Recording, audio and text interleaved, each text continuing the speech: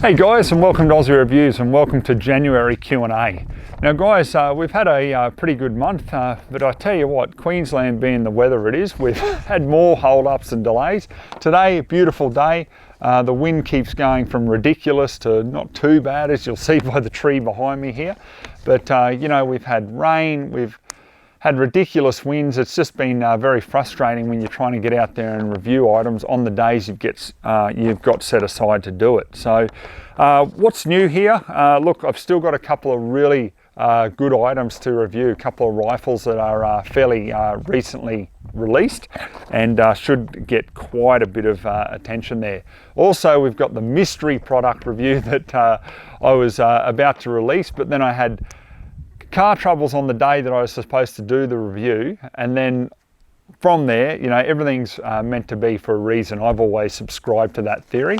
Well, the company sort of backstepped a little bit and said, oh hey, look, actually we just want to touch up a few final things on the product before we go videoing it. So I thought, all right, fair enough, you know, no problem, give me a yell when it's ready. So anyhow guys, I had to hold off, so sorry about the delay there, but look, it is what it is, and I can't wait to show that to you once the company's ready for the release. So let's jump into this month's questions. So the first one I've got here is from Nathan, and he says, hi Ozzie, been a fan of your page for a while now, wanted to thank you for helping me decide on which rifles and calibers to go for.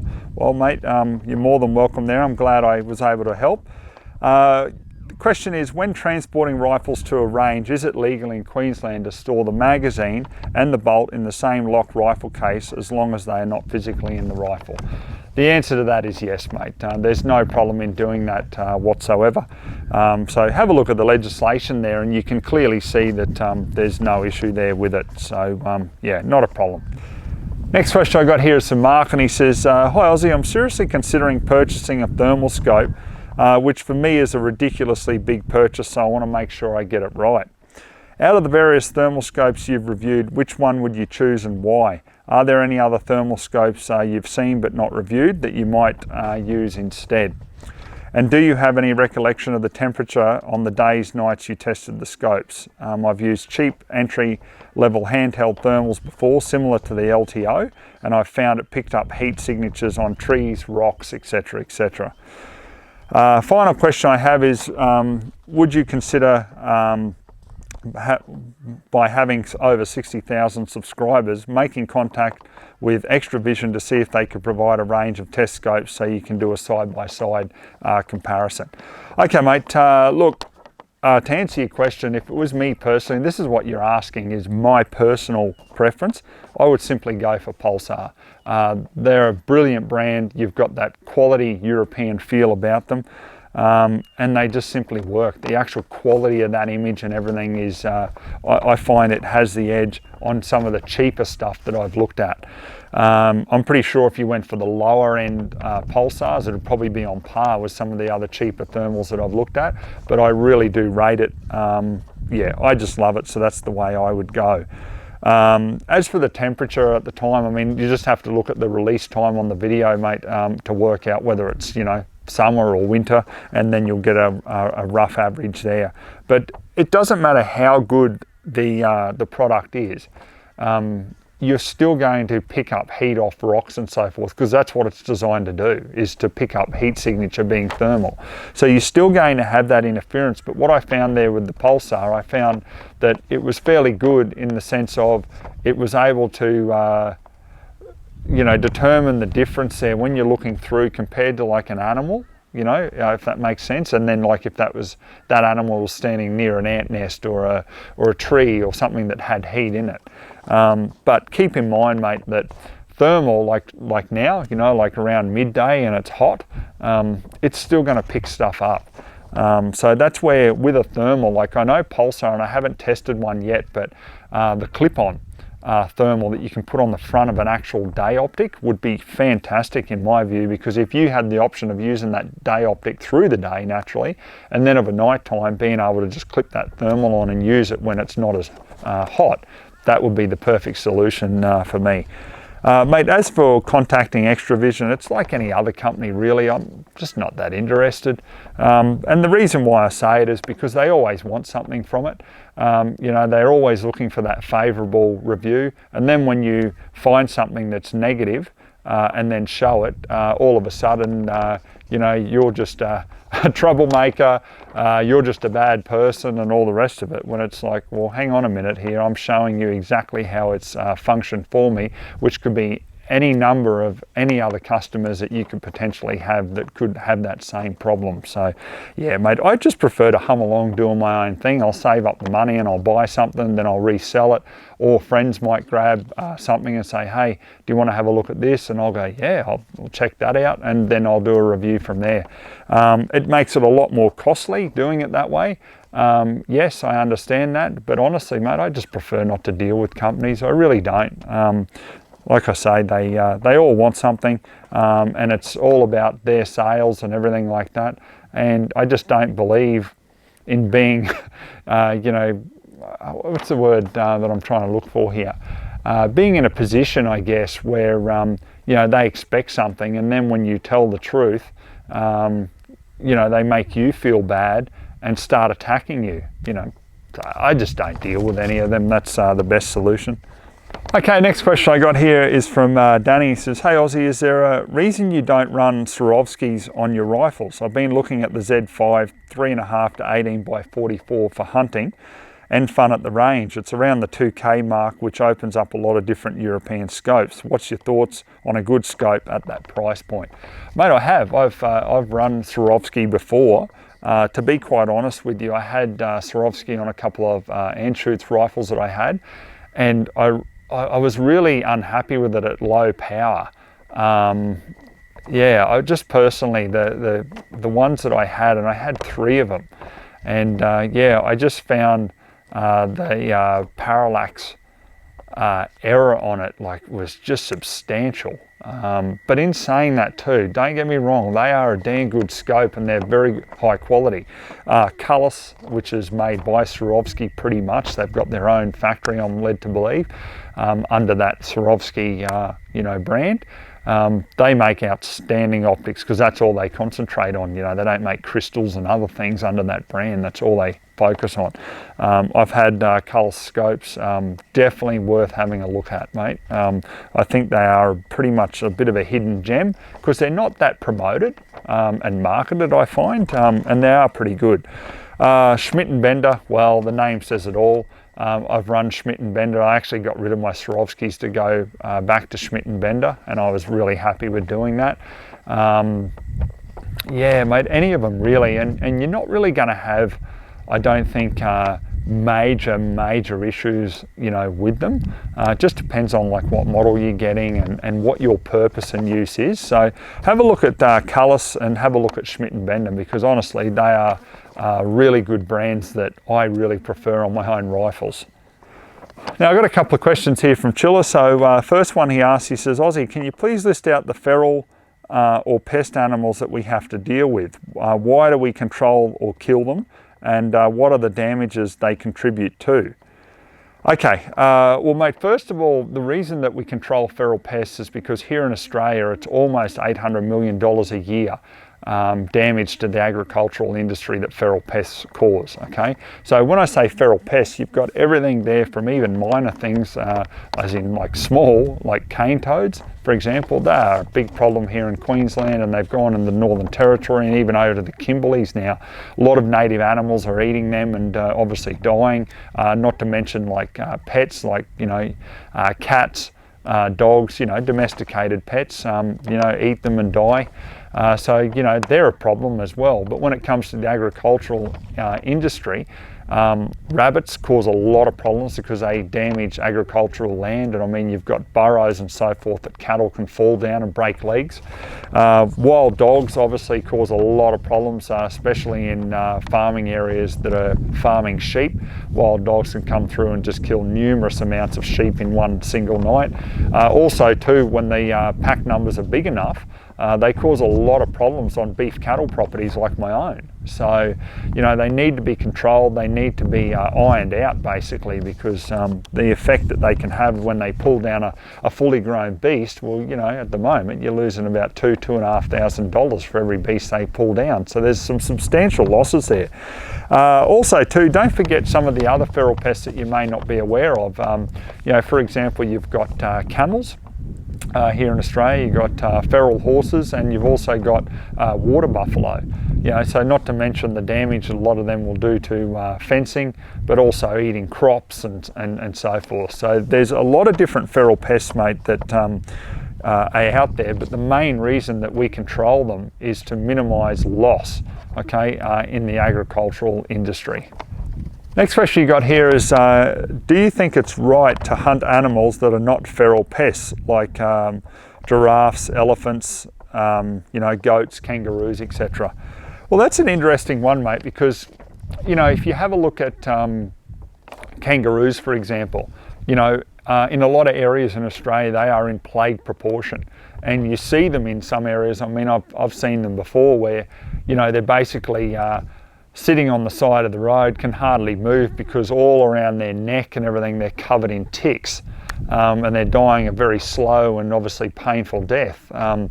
You know, so I think numbers need to be managed, and I think they can be managed because there is a very healthy you know, game meat market here for kangaroo. You see it, it's sold in supermarkets in most places here in Australia, so that's also very viable as well. But look, personally, when it comes to, you know, like rhinos, yeah, giraffes, like yeah, lions, all that sort of thing. Look, I've said it for years. I personally have no interest in any of that.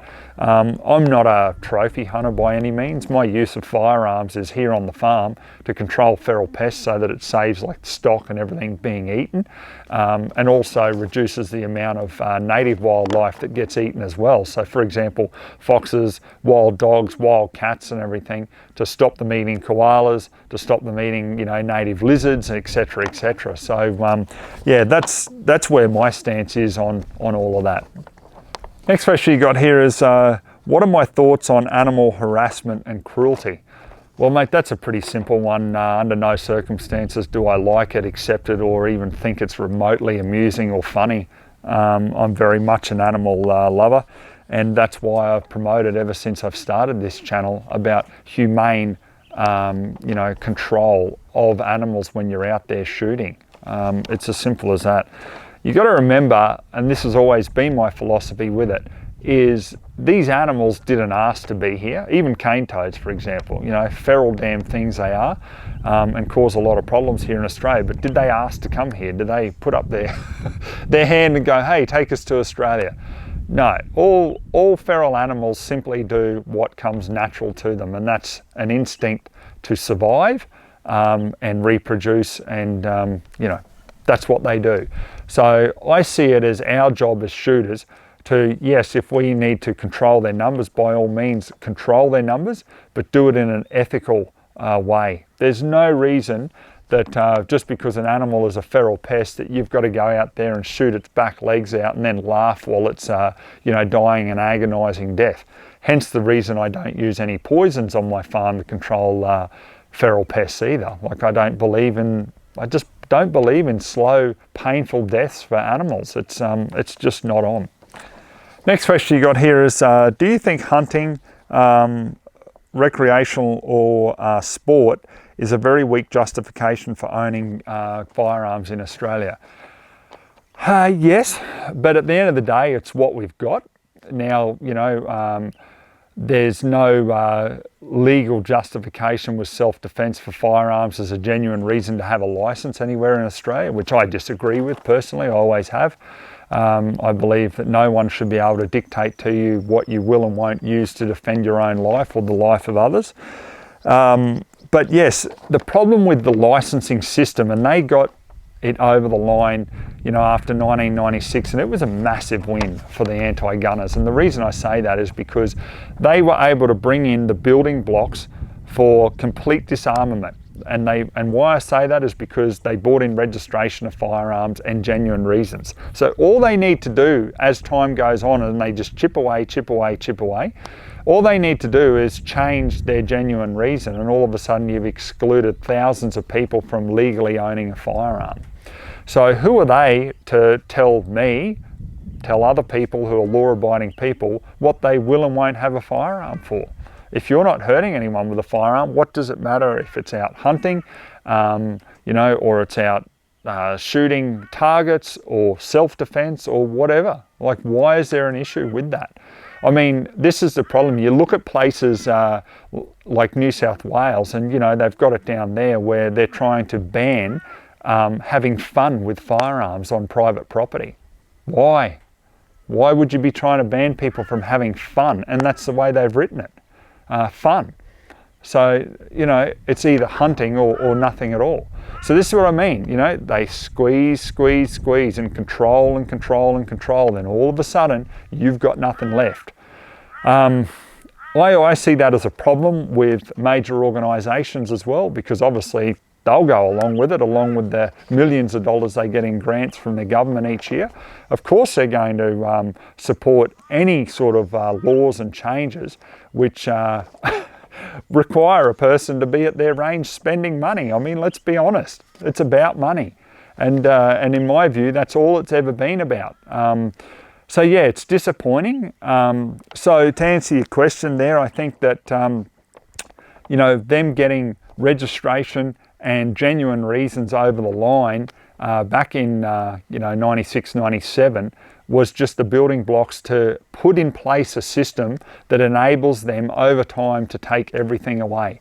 And people time and time again will say, oh, that's ridiculous, you know, we've still got freedom with firearms. Really?